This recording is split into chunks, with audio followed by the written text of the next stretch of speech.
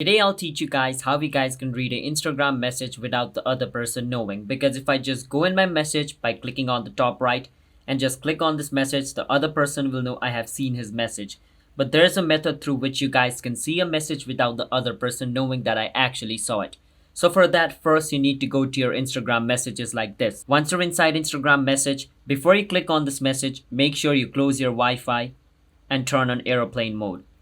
Once you do that, you can click on your message or like the message which other person sent you and watch it. Now after you watch the message, what you need to do is close your Instagram and delete your Instagram. This is really important. After you watch the message, delete your Instagram. After you delete your Instagram, reinstall it again. And then after reinstalling it, you can just turn off your airplane mode and turn on your Wi-Fi. Well, to download Instagram, you are going to need Wi-Fi. So turn on your Wi-Fi before downloading it. Download and install it and open your Instagram. The other person will not know you have viewed his message. So that's how we guys can read somebody's Instagram message without them knowing. So if you guys found our video helpful, then hit the subscribe to our channel 1 to step for future videos like this. I will see you guys in my next video. Bye bye until then.